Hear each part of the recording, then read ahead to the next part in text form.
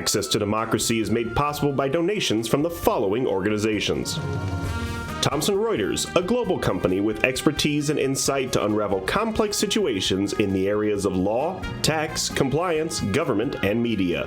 Their worldwide network of journalists and editors keep customers up to speed on relevant global events.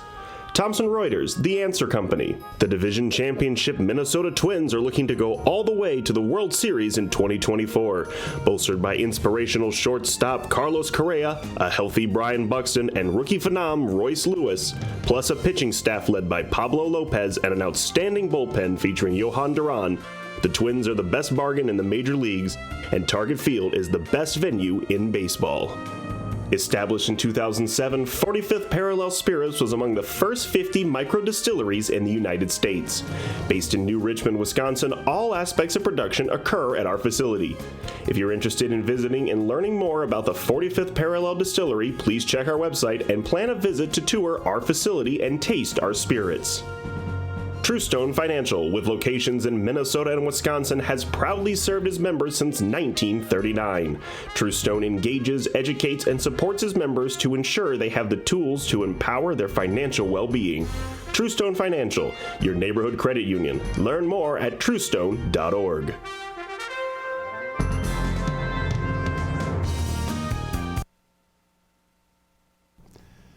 Hello and welcome to Access to Democracy. Thank you for joining us. I'm Bill Raker, your host. And as our guest today on Access to Democracy, we welcome Carolyn Deters, who's the Executive Director of the organization known as Gifts for Seniors. Carolyn, welcome to Access to Democracy. Yes, thank you so much for having me. I'm looking forward to our visit. We have an interesting story that you're going to share with us about the organization, what it does, and how it makes a positive difference in the lives of so many seniors. But before we hear that story, Carolyn, tell us a little bit about yourself, how you got involved with Gifts for Seniors, and what your role entails there. Sure. I'm Carolyn Deters, the Executive Director of Gifts for Seniors. We're a local nonprofit that strives to alleviate social isolation for older adults. And my background actually is in finance, completely unrelated, but I had a personal experience of caring for my grandmother in my home. And so after she had passed, I guess I was looking for a way to honor her, and came across this organization, Gifts for Seniors, and was just really interested in the work that they were doing. And so I joined the board, and a few years later, when I was furloughed from one of my finance roles, I approached the board and said, I think we need to be doing more, and I think we should be a year-round program. And so I became our first director, and that was in 2016, and we've grown significantly since. And it's really been a passion project of mine, and thankfully I get to do it for work as well. Well, that's really wonderful that you found this calling, that you're able to contribute in a positive way to help seniors not be caught up in isolation. Could you tell us a little bit about the history of the organization and what its overall mission is? Yeah, so in 1994 at Hennepin County, a lot of the case managers and volunteers that were working with older adults noticed that many of them didn't have friends or family stopping by during the holidays. And so they were trying to develop a program that would support them and make sure that everybody had a gift to hold. And they started very, modestly and small that first year in 1994. I think they had social visits during the holidays with just under 100 older adults that in Hennepin County. And today it's grown to serve 10 counties in the metro area. And this past holiday season, we visited with just over 7,000 older adults that, needed some company during the holidays, or just trying to bring a little bit of joy and comfort into their homes during that time. So how does one get involved with the organization? Involved from two different perspectives. One is like, if I want to be a volunteer and participate and help achieve the mission, how does one go about doing that? And then on the other side, if there are organizations or places for senior people out there who would like to have these services, how do they get connected to it? Well, one of the things I'm most proud of is that it's truly a community collaborative. We are a small staff of 2 and rely heavily on a volunteer staff to accomplish much of our work in the community. We work closely with corporations and aging services partners to achieve our social mission. So on one side of it, we're coordinating this very large annual gift drive, very similar to Toys for Tots during the holiday season, but for isolated older adults. We work closely with corporations and local businesses that want to host a gift drive or do projects to donate those gifts that may be used for the social visits. And then on the other side of it, we are working with over 140 aging services partners. So these are the folks that are out in those communities. They know best who might be isolated or struggle to stay connected to their community. They're the ones that help with the coordination of those social visits and identifying those most in need. We probably can't list all of those organizations and agencies that you work with, but maybe you can mention 2 or 3 so that we get an idea of the kind of agencies that you work with. Yeah. We work with the block nurse programs in Minneapolis and St. Paul, so these are folks that are still living independently. We work closely with other nonprofits that might have human services or senior clubs where they're bringing together older adults that struggle with isolation, as well as senior living facilities. A lot of the memory care and hospice programs are some of my favorites. Some of those folks that really could use some socialization. Maybe they are low income and really need the community resources that we provide. So a variety of organizations that are serving seniors. And then it just depends on the partner, if it's our volunteers providing those visits or it's some of the staff members at those facilities. Approximately how many people volunteer with the organization to help you do all of these wonderful things for seniors? Yeah, so year-round we have a core of probably 40 to 50 volunteers that are coming in on a weekly basis to help us. Our operations center is in Northeast Minneapolis, but we have volunteers coming all the way from Elko and Elk River, so from throughout the Twin Cities. And then during that really busy time, November and December, we bloom up to well over 100. And we also consider all of our agency partners, a lot of those employees are volunteering their own time to help us get some of those resources out and to provide some of those visits, which truly are critical for identifying self-neglect, elder abuse. Unfortunately, financial exploitation happens.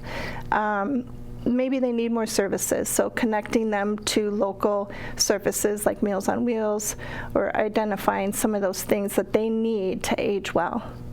Well, let's go further with that. What are some of the other key programs and services that are available? Okay. Well, we coordinate these monthly visits, which are really critical for health and well-being. We also do the annual gift drive. We fulfill special requests. We had a gentleman that was eating his meals cold because his microwave had broken, and so we made sure that we got him a microwave. Sometimes people have a change in their health, and maybe they have a new diagnosis and they lose or gain significant weight and need new clothing. So we're able to provide those things. We provide a lot of medical support resources as well. So for instance, if they're incontinent, there's limits to how much they can get on their benefits, and so we provide supplemental support that way. And are all of those kinds of products that you use donated to the organization? Everything is donated. Everything. So, I mean, I'm probably guilty of fulfilling a few wishes if we don't have something in stock myself, but yes, everything that we provide on those monthly visits as well as the special requests are donated by individual donors and companies.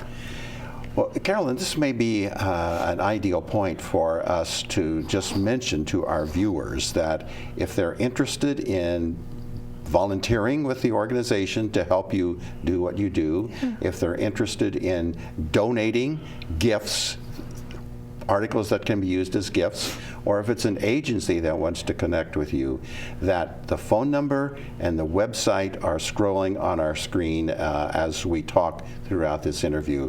And so by going to that phone number or going to that website, our viewers can find out more information about the organization, and they can find out how to become involved and help you achieve that mission.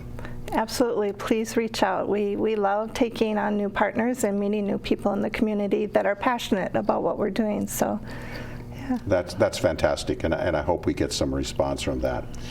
So, as a volunteer or a nonprofit organization, how is Gifts for Seniors governed? You talked about the 2 staff members that you have, but you also served on the board, so tell us about that. Yeah, we have an independent board of trustees that is volunteers as well, that help with, support the staff and guide the strategy and program growth. So we're actually currently looking for new board members. If anybody's interested in volunteering that way, would love to share more information about that if you reached out. The board meets monthly, and obviously we discuss a variety of things that are affecting both our organization and the community at large and what's happening in aging services. And how many people serve on your board? Currently we have 7 board members. But we have a couple of people rolling off this spring, which is why we're looking for a few more good folks. Well, hopefully our program will help you recruit some people who are interested in serving in that capacity with Gifts for Seniors. Yes. Have there been some unique kinds of gifts maybe that you've had the opportunity to provide to some seniors that you'd like to talk about? Well, some of my favorites are the animatronic pets. And so these are the cats and dogs that act as companions. They're great for memory care. The cats purr, so it's very soothing and comforting. They sit on your lap, but they go to sleep when you go to sleep. They rise up when they hear you starting to move about and will talk to you just like a normal pet would.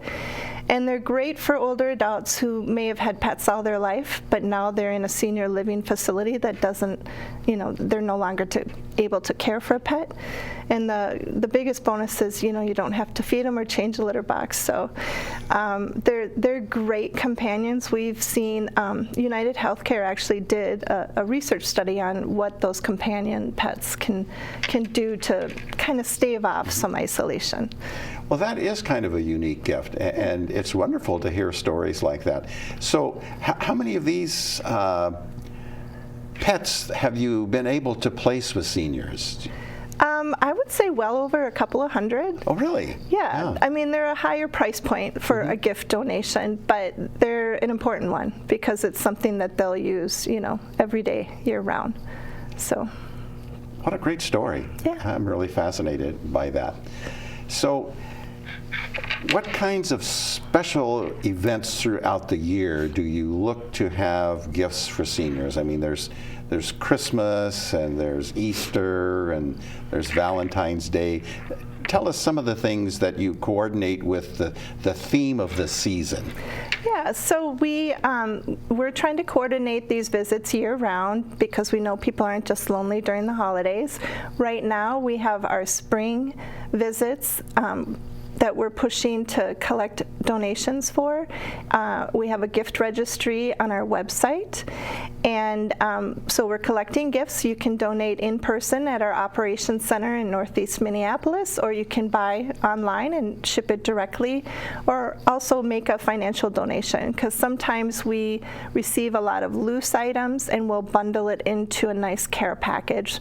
These are personal hygiene packs. If they're low income, maybe they need some additional support there, or activity packs like the large print books and puzzles, things like that. We have a few older adults that struggle with hunger stability, or they need extra food. So we do non-perishable, shelf-stable supplemental food for their pantries. So it depends on the senior. We want to meet their needs, and that's different for everyone. Sure. Now, are there particular needs that you have right now that maybe our viewers, if they're interested and motivated, could help you with?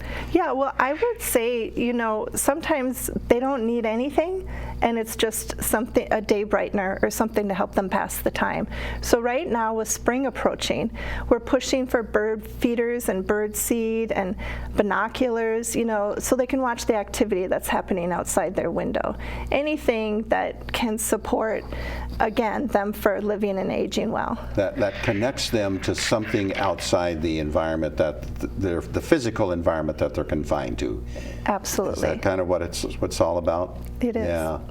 So you said, I believe that you were able to provide some services to like 7,000 people here this past year? Yeah, so we're working with our partner organizations, and so it's hard for me to identify individually how many seniors in a year that we serve, because obviously folks are moving in and folks are moving out, and but we know that during the holiday season, November and December alone, we're serving over 7,000 annually. So that's why I say we know we're serving at least 7,000 a year, right? At least 7,000. And then during the off season, again, it just varies. Some of our partner organizations are doing monthly social visits, and others are doing once a quarter, things like that.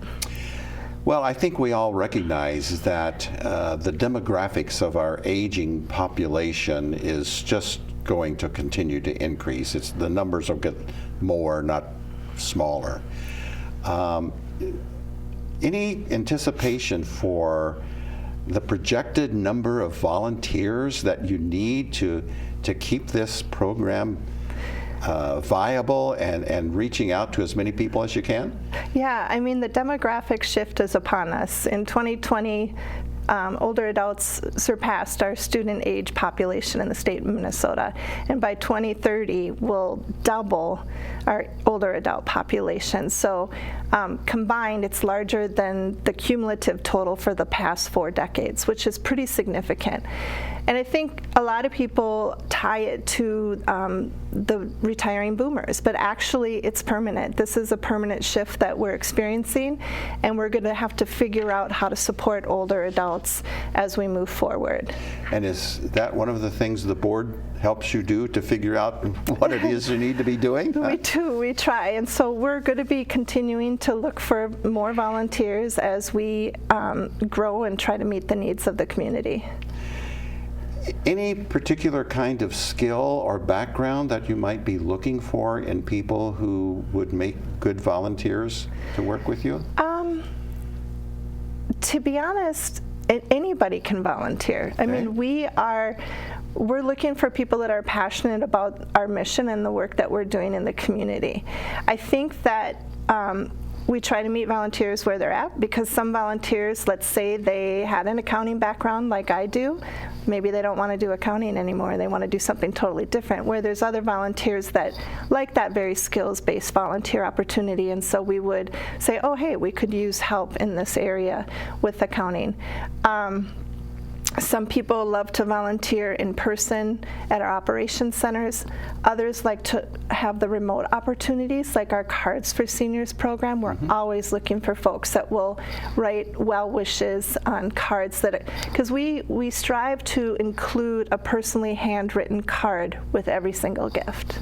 That's so important, to have that personal connection between the gift and the giver, right? Yes. Yeah. I think so. We're really trying to spur that human connection, which is unfortunately, what some of our recipients are lacking. Could you describe maybe 1 or 2 of the kinds of reactions that you get when you deliver a gift to one of these isolated seniors? Sometimes it's just pure joy. I mean, just feeling remembered. I think a lot of folks feel like they've been forgotten, especially during the holidays. People's worlds become smaller, and they may find themselves isolated for different reasons. So, if they're estranged from their family, or maybe they didn't have children, maybe a health condition or a financial position, mobility has a huge factor in it. There's different reasons, and so some of them it's just pure joy. Some of them it's the only gift that they're receiving, and it's truly heartwarming to just visit with them, hear their story, and I don't know. It just breaks my heart to think of anybody sitting at home, especially during the holidays, alone and worried about, that they've lost that connection to their community. So we try to fix that a little bit. Well, it sounds like you're having really great success and doing work that's very much appreciated by those seniors that you come in contact with. You mentioned about the virtual pet or the automated pet. I think you used that term. Are there occasions where some of your volunteers actually take live pets, like a dog or something, to visit some of the seniors? Well, we don't do that. That's not your part, your role. We don't do that, but I know that there are programs that do that. Okay. I guess I'm blanking off the top of my head what the organization is called, but there are organizations that will do that, especially at the senior living facilities.